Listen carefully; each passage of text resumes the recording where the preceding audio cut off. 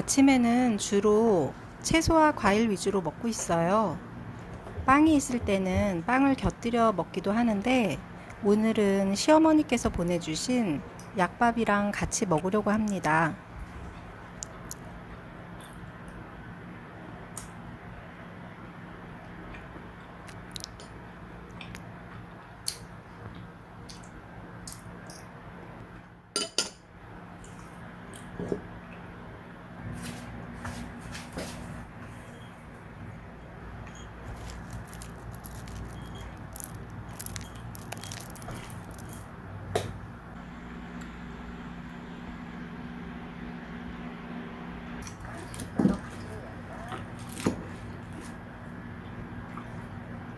너무 맛있어서 아침에 있습니다. 그래서 이 토마토 토메이네이드 하는 거를 어렵지 않으니까 배워두시면 많이 도움이 될 거예요. 그래서 생으로 하는 게 치는 거예요. 어떤 분들은 그냥 뜨거운 물을 붓기로 하는데 저는 약간 데치는 게 좋더라고요. 그래서 약간 껍질 있는 곳은 약간 저어지도록 그렇게 해서 조금 담궈 놓으면 이 아이들이 껍질이 느슨해져요. 그래서 그 사이에 껍질을 벗기면 되거든요. 그래서 그것이 되는 순간 여기 몇 분 안 걸려요. 금방 될 건데 그동안에 생으로 할 토마토는 방울토마토를 할 거거든요.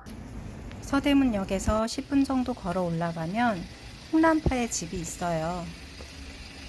홍남파의 집과 딜코샤라는 곳에 갈 거예요. 문이 잠겼네.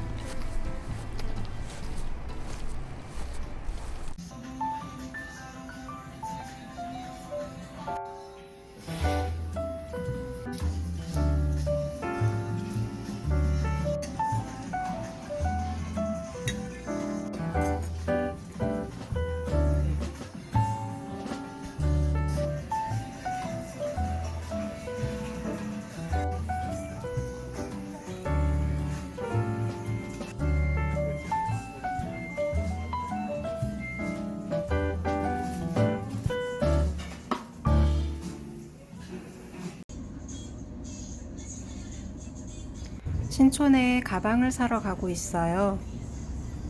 제가 사려는 브랜드가 현대백화점에서 팔더라고요.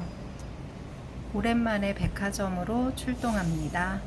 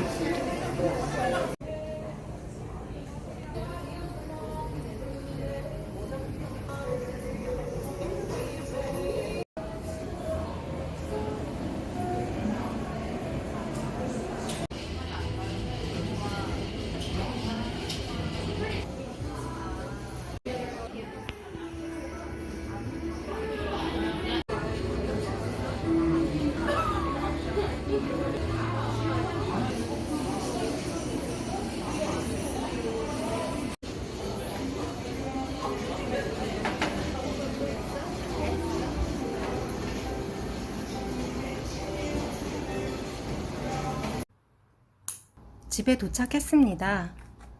오늘 산 백팩의 브랜드는 잔스포츠예요.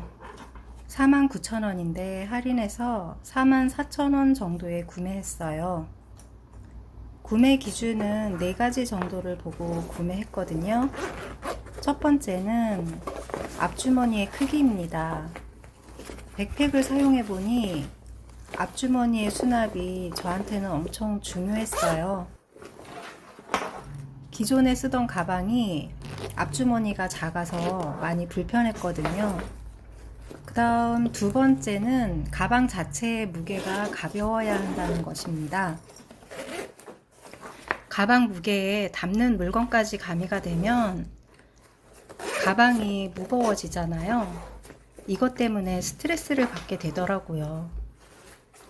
세 번째는 어깨끈의 쿠션감입니다. 생각보다 이게 중요했어요.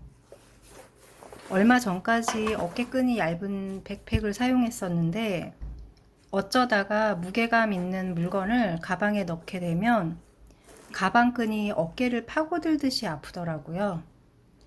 경험해 보니까 어깨끈의 쿠션감이 정말 중요하다 생각되었습니다. 네 번째는 가방의 크기를 봤어요. 저는 키가 작으니까 큰 가방은 잘 안 어울려요. 잔스포츠 가방 중에도 수납 공간이 더 많고 재질도 좀 더 좋은 가방이 있었어요. 하지만 큰 가방은 저한테 안 어울리다 보니까 적절한 크기의 가방을 고르게 되었습니다. 이상이 제가 이 가방을 고르게 된 이유입니다. 이 가방도 구매하고 나서 한 가지 마음에 안 드는 부분이 있었는데요. 그건 바로 재질입니다. 재질이 부드럽지가 않아 까끌까끌해요. 그래서 가방을 메고 벗을 때 피부에 쓸리는 느낌이 있어요.